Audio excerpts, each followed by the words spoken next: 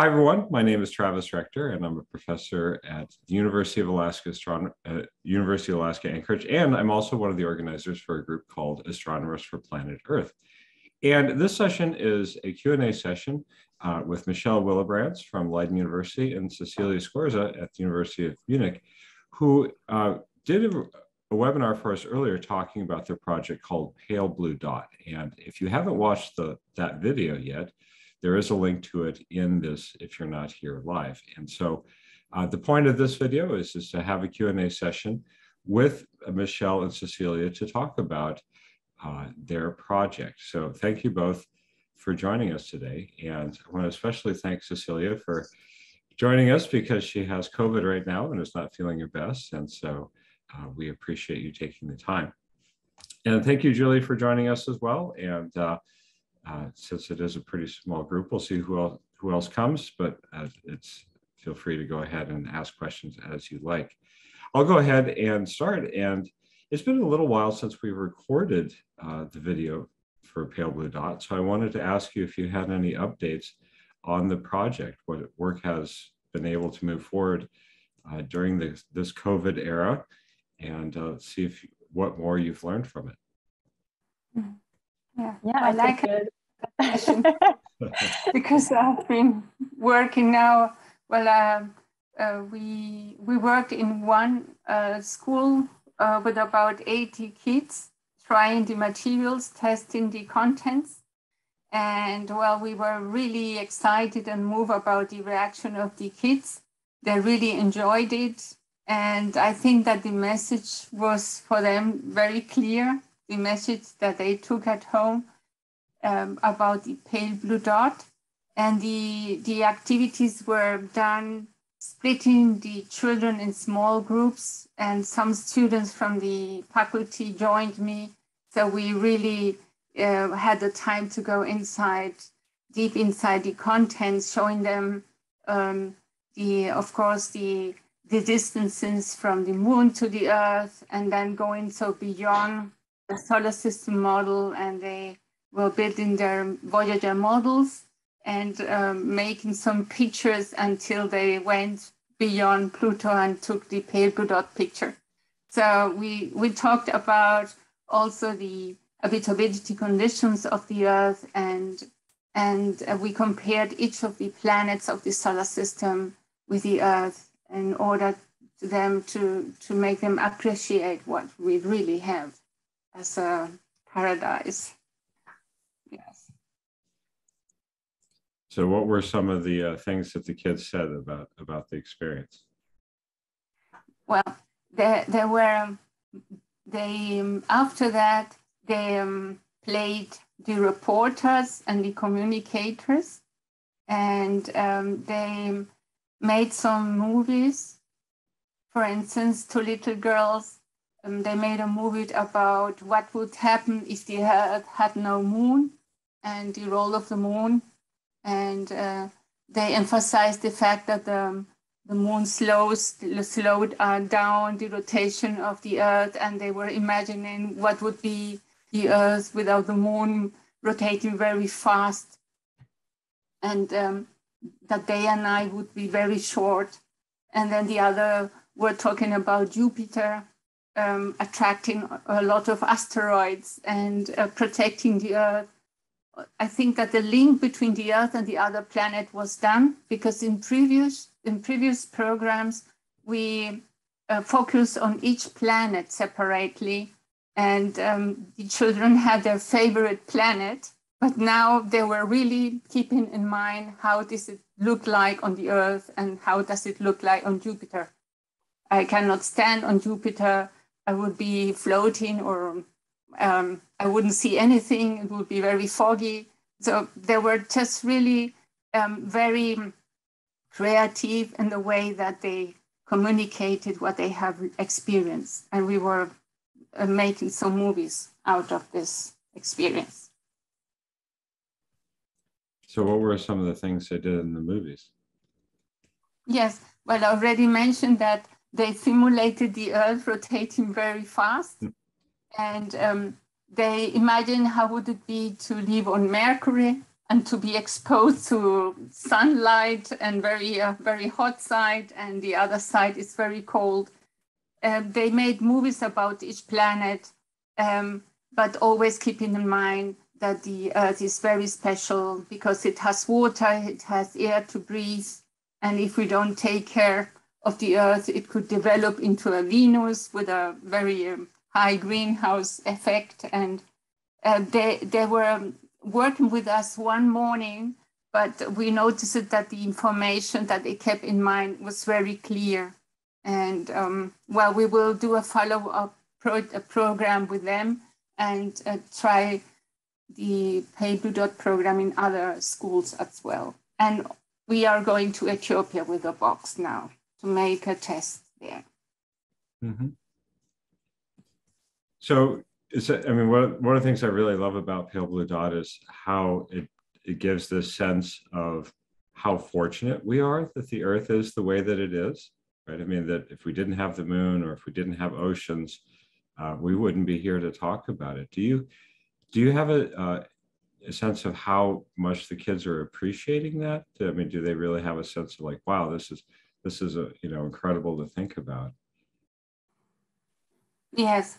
So I think that children are very sensible and they have a huge fantasy and they really feel moved about comparing the Earth with the sun. So we had a yellow cloth in cycle form, a yellow one, and they compared the tiny size of the Earth and also the fact that wherever you explore with Voyager, this is the only planet that we have, the only home. And we discussed with them the thoughts of Carl Sagan about the Pale Blue Dot, and they could follow not the whole text because it's quite long, but they were very keen. For instance, we asked them, well, which kids would you invite to join an exploration mission? And they took figures of children from all colors.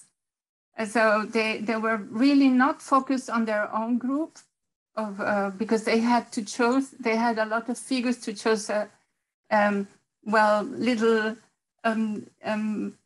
Asian kids from Africa, from all around the world. And they were really putting a lot of mixture on their spacecraft. But then they were worried if they would come back again, be able to come back again. So they know that the other planets are not very nice to spend time on them. And they really fully understood why human beings sent Voyager and how difficult it was for the astronauts to go to the moon. And of course, they were delighted to hear that you feel lighter and you can jump higher. But nevertheless, they couldn't imagine spending too much days on an astronaut suit. So I think that they got the message. I would like to add something to that because I think it is a very good question, right? Do we actually know what impact projects like these have? And Cecilia is doing amazing work, and there's many other astronomy educators that have similar projects using this perspective of astronomers on Earth from the outside. And we see in all these projects that it works, right? I mean, we see the reaction of these children and we see that they have an emotional response to the things that we talk about and they understand what we talk about. But we don't always have the data to back that up. And, Cecilia really is the lead in the education development of this project. And I coordinated sort of on a overview level. So one of the things that we are also going to look into in the next months is this research aspect and really assessing this as if it was a research project and not only an education intervention. Trying to understand what the impact is, also the lasting impact that we have on these children, and do they really understand? And does that also translate into behavioral change, for example? Does that change the way that they decide small things in their daily lives, but also maybe their careers in the future? So I think it is interesting to try and understand a bit better what these kinds of initiatives, and of course we focus on our Pale Blue Dot initiative, what the real impact is. And Cecilia is already doing great work, going to different schools in different countries, to also see if maybe there's a difference in different settings, because education is not the same in every country and different things may be effective in different places. But it is something that we are going to work on and really integrate in parallel to the design of the project. And we also have our colleagues at the North American Office of Astronomy for Development helping us with that. So it's, yeah, I think we have the opportunity to look into this a bit more in depth because we are part of this IAU structure. And I think that's going to be important, that we don't just have our own personal stories of seeing that it works, but also collecting the data behind it so that we can really show and make a case for what we are doing and showcasing to others outside of our field why this is important. Mm-hmm. Yeah. So that's something I think is very interesting about your project, is measuring that emotional aspect. Can you talk a little bit more about how you're doing that? Well, not that much, unfortunately, because I'm not an education researcher myself. This is why we work with our colleagues in the US to help us with that, because this is not an easy thing to measure. You know, and of course, especially the part whether it lasts. I think we can measure if people have an emotional response. And I think for young children, Cecilia can tell you a little bit more about why she's using videos, right? Because just asking them to fill out a survey doesn't generally work with very young kids. So you have to be a bit creative with how do you measure things like that. But in the long term, we want to, please go ahead with what you're already doing, because I think it's interesting. Of course. So we are really developing and implementing the project on the UNESCO cognitive dimensions of learning, global learning. And this is the cognitive aspects, the emotional, social aspects, and the behavioral.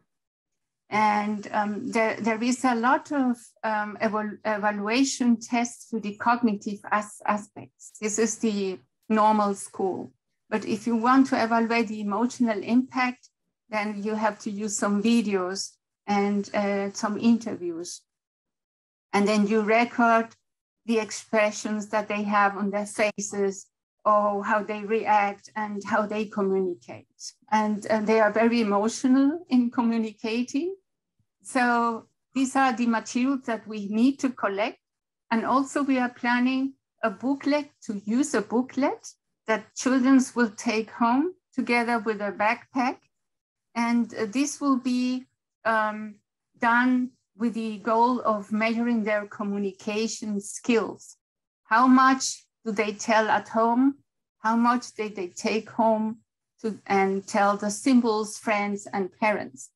Because sometimes we think, well, global warming is now, and if we are targeting children from 6 to 10 and waiting that they grow up to do something, it will be too late. But little children, they are very coherent in their behavior. So they keep on annoying their parents if they don't behave properly. And parents sometimes get also nervous, but they are really consequent. And well, if they say, no, we won't fly in Germany, for instance, I don't want to make holidays I don't fly, but I don't want to fly to pollute the earth, then the parents start to react. So I think that they are much more consequent as teenagers, for instance. This is what we are observing now, because the parents are reacting. Interesting. So you talk about the behavioral component. Is there a part to Pale Blue Dot where you talk about the things that they can do to protect the Earth? Like when I was a kid, you know, growing up in the 70s, during the oil crisis there was a big emphasis on energy savings. And so, you know, we were taught as children, when you leave a room, you always turn the lights off. And to this day, I just simply can't leave a room without making sure all the lights are turned off. And so I'm curious to see what sorts of behavioral things that you're teaching the kids as part of Pale Blue Dot. Yes, so we have 4 models as we showed in the webinar. And the model 1 is the Earth compared with the other planets. The second one is the formation process of the Earth and the Moon and the planets and the Sun together. And then we go to climate change and then to climate protection. And then it is very important that the children identify the behaviors or the climate actions that are really effective. Yeah. For instance, in Europe in general, going the way you go to school and back home, it's really the the highest source of CO2. If you go by car, or you go by bicycle, or by foot.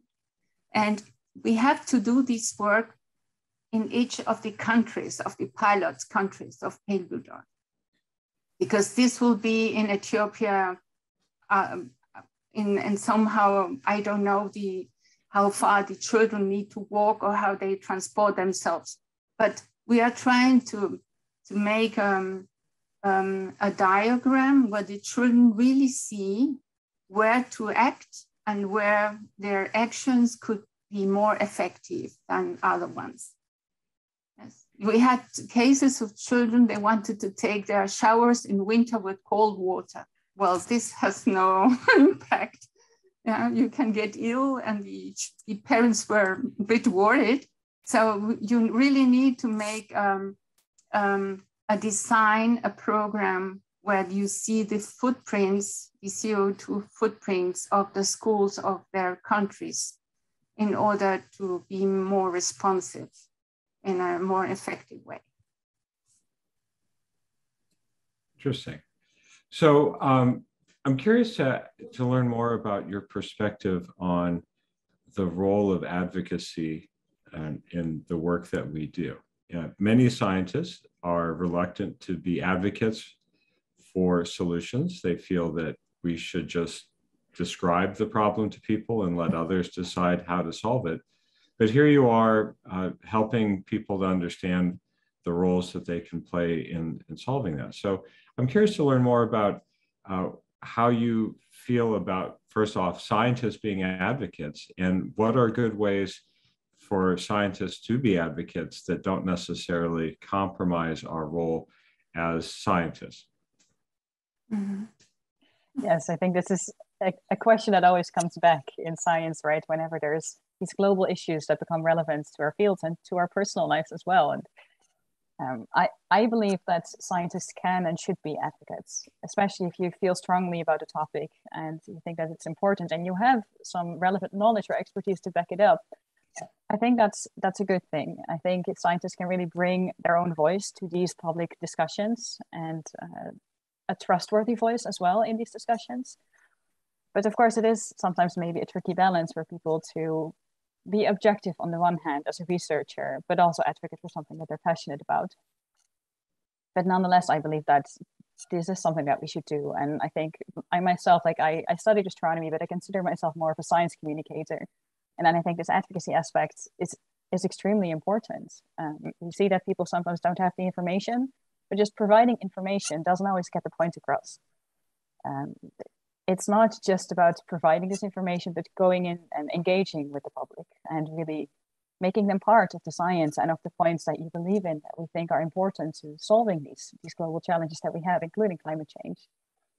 So yes, of course, every scientist needs to decide for themselves how they want to, what kind of position they want to have in discussions like these. But I think it's important for scientists to be able to be an advocate if they want to. And I think it's a voice that needs to be represented in society in general.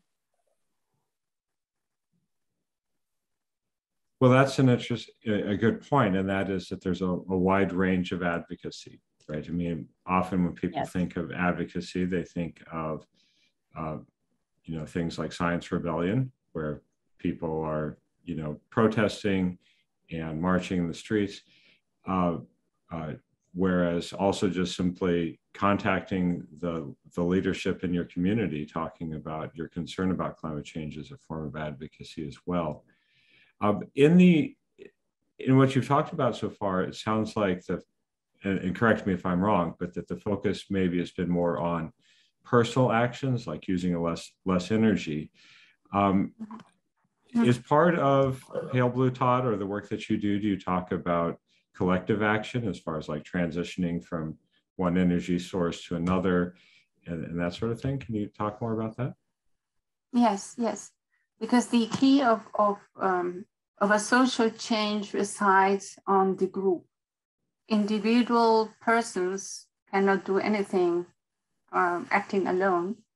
So we are triggering a dynamic in the schools where children have enough space to work in small groups and develop their own ideas. and try them and implement them. This is very important because within these groups, a new identity arises, and then the children keep on tracking themselves. Yeah.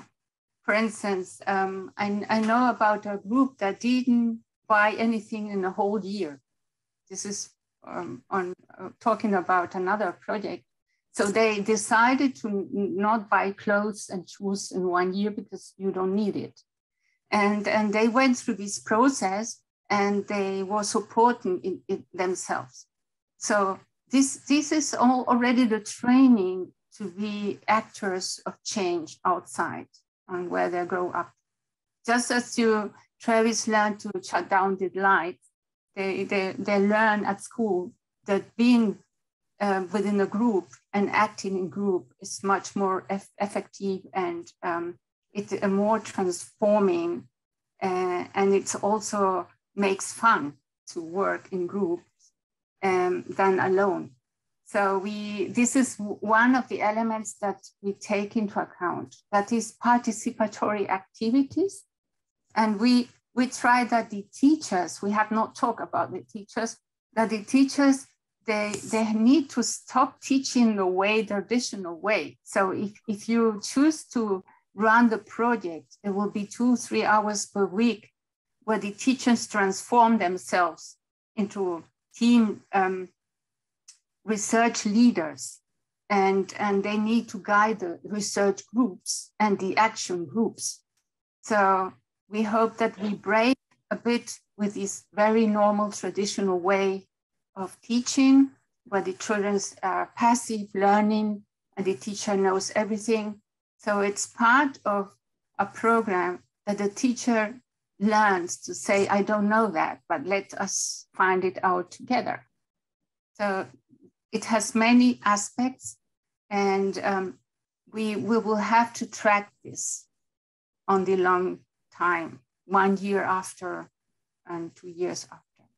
Yeah, exactly. And I think also I learned a lot at school myself, because we had the freedom of working in groups, and I still have this spirit.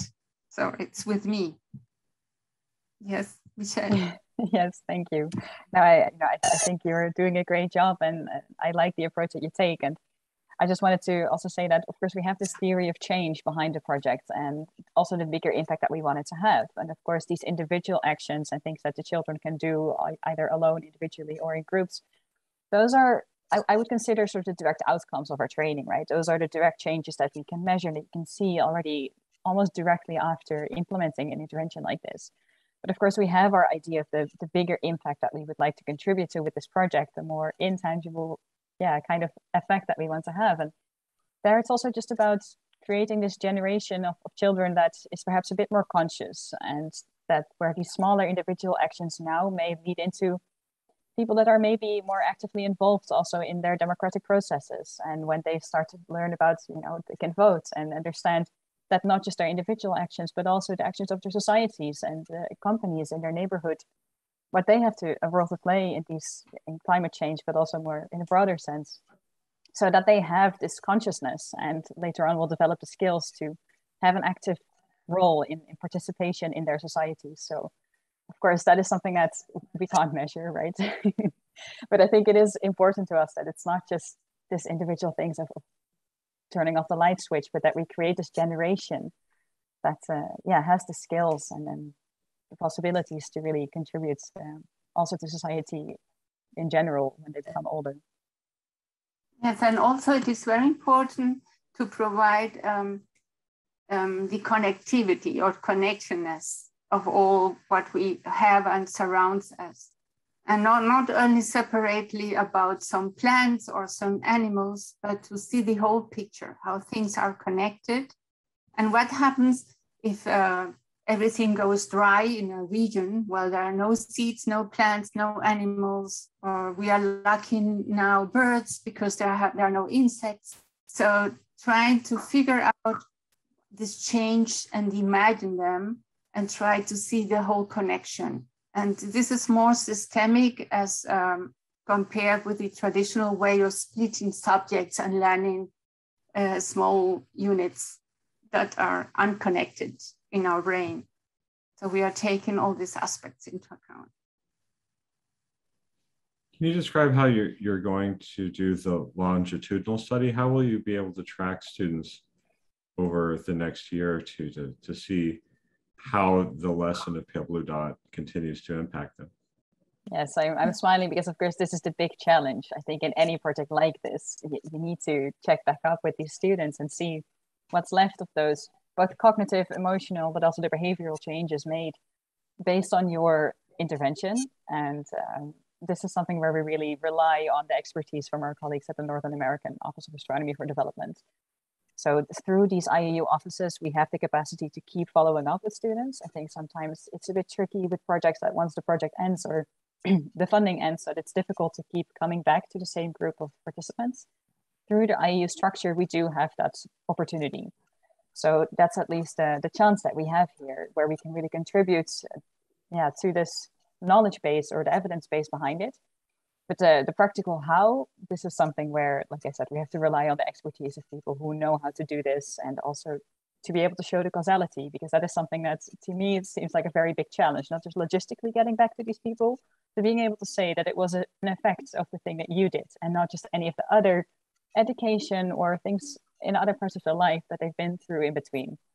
So this is hopefully something that I can give you an answer on in a year from now, when we have developed that research framework better. But we are very aware that this is something that we need to address properly, and we need to really think about this really well to be able to obtain data that has some real insights into the impact that we will have. I agree. It's a challenge to do.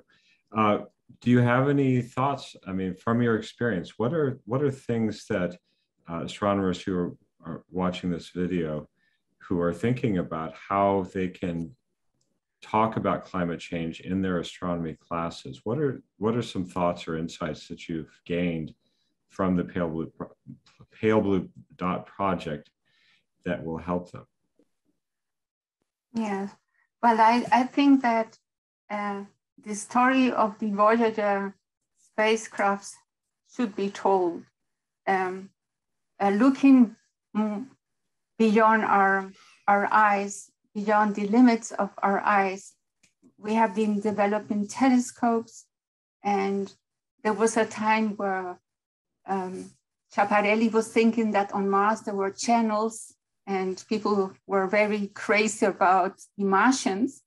And then humanity started to build some spacecrafts, and one of them or two of them were Voyager 1 and 2. I think that this should be told, how we are doing science and with which instruments.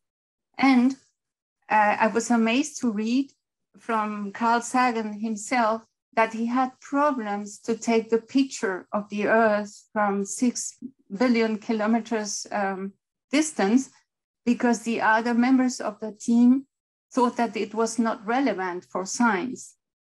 And I think that if you hear this, well, you get a bit shocked, because as an astronomer, we are exploring the universe, the other worlds, we're looking for extrasolar planets, but we are always comparing the extrasolar planets with the Earth. And we have to really feel the Earth. It's really our home.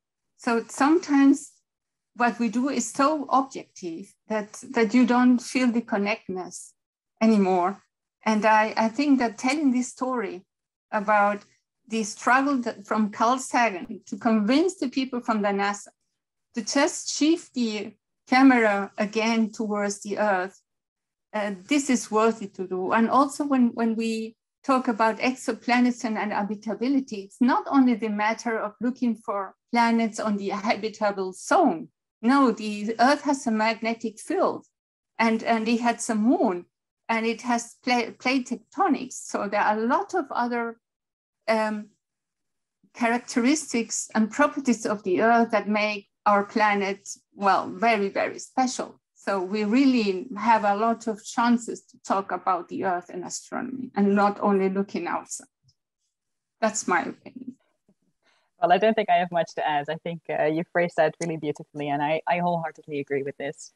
You know, it's almost philosophical sometimes how we look out to the universe, but then we have the opportunity to look back at Earth from a very unique perspective. And this is a story that we can all talk about. Every astronomer can use this, whether it is, it is activities with young children that we do, or whether it's with university students and just trying to get this discussion started on what are the actions that we can do as researchers and what is our responsibility. So yes, this is something that every astronomer can do and should feel the freedom to do so if they think it's important. Well, thank you. Those are all the questions that I have. Julie, did you have any questions or anything you'd like to Yes, talk about? definitely. I love your project. I work in astronomy education in Canada, and I'm wondering sort of the practical aspect, like how could I bring Pale Blue Dot to Canadian youth? Like how does this work? Yeah, well, we just finished module 1, and we have an English version of it, and we have to spend some time in testing. And of course, if other colleagues are very, very interested, we can already share the module 1 and ask them to give a try with the materials. It is very, very difficult for us to build the boxes and send them. So there is a list of materials, and we are inviting everyone interested in running a test program and making some movies. Movies are very important because you can really record a lot of non-quantitative information, like the emotions and behavior. And well, if you're interested, we could share some materials and just test them wherever you are. But we need to be very organized in this way, and perhaps we can do it together with 2 or 3 other people interested in pilot projects and see how children react. I would definitely be interested. You mentioned, Michelle, the North American OAD office. I haven't been in touch with them much, but obviously I know of them. But I'm guessing they're doing more of the education research from what you've been saying. Yes, exactly. So the research aspect we're working on with them, and Cecilia is in charge of the pilot project at the moment. And of course, eventually both of those streams will come together and all these materials will become open access materials online that people can easily access. But at the moment, we're still in the pilot phase. So Cecilia is the person to contact. I don't want to make it complicated, but I mean, I feel like the sooner we can test a few things here in Canada, but more kids will get exposed to it. But I was also a fan of Universe in a Box, and I actually never received the box itself. So for me, I just went online, found some activities, and definitely reused some of that. So I'm happy to work in the same format without the actual box. But I do train teachers here and offer programs in both English and French to teachers across Canada. So it'd be easy to test a few things here and there. And I would love that. I think it's such an important subject that I've been meaning actually to create resources a bit on that subject, like how to use astronomy to make people think about the Earth. Never got around to it. So what's the point of reinventing the wheel, right? When there's such this amazing resource being developed right now, but I'd be happy to be involved any way I can help and bring it here. Yeah, we'll be happy to send you the PDF of the module 1 with a list of materials. Yes. And then we have to figure out how to record your observations, because we will have to meet again and exchange some ideas. And it was very good if you work directly with children at the first stage, and then on this experience that you gather there, collect there, and offer the teacher trainings. So this is all in the planning. Okay. And in terms of timeline, when the resources are going to be, like, what kind of deadline do you have for having the resources free online for anyone to use? Yes, well, we are, as I told you, we have 4 modules, and we will start developing module 2, that is the story of formation of the Earth and the planets, and dinosaurs will play a role, and children are really crazy about astronomy and dinosaurs. So we are really putting together a lot of elements that we know already that children like. So at the beginning, I thought that I would finish 3 modules in 1 year, but because of the pandemics, I had to, stop testing the materials, and we don't want to publish and to make available materials that we have not tried yet with children. So And in 2 weeks, we will be again repeating the activity in another school with another environment. And then I think it will take at least 1.5 years to have all the models. We could also think about publishing module 1 and then module 2 as it will develop each one after the other. Because the development of the universe in the box that I really worked very hard myself on it. It took me 5 years. And when I was ready, I went to Leiden with the box. So I didn't publish in between the models. But I think that model 1 is very good because it already ends up with Carl Sagan looking at the Earth from 6 billion kilometers. So we already we could try these contents. I think there are many astronomy educators as part of Astronomers for Planet Earth who would be happy to, at some point anyway, have access to those resources. Because if they're like me, we're always looking for, we don't have time to build everything, right? So we're always looking for great resources that already exist. And I think this is definitely a good one. One thing we'll do is include a link in the video here so that if people seeing this are interested in getting access to those materials, they can contact you. Yes, please. They can send me an email. I would love to work with Julie, and we are starting with Ethiopia, Armenia, Morocco, because they are very impatient and they want to start. So let's keep it small at the beginning, and then we will spread around, and hopefully we will be able to work with many astronomers and educators on this subject. Okay. Well, I want to be respectful of your time.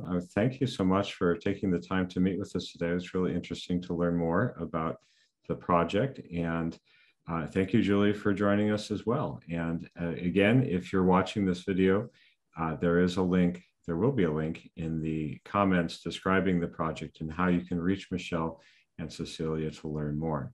Thank you again. And let's wrap it up with that. Thank you for inviting us. Thank you both for your time. Thanks, Travis, for organizing it. Thank you very much.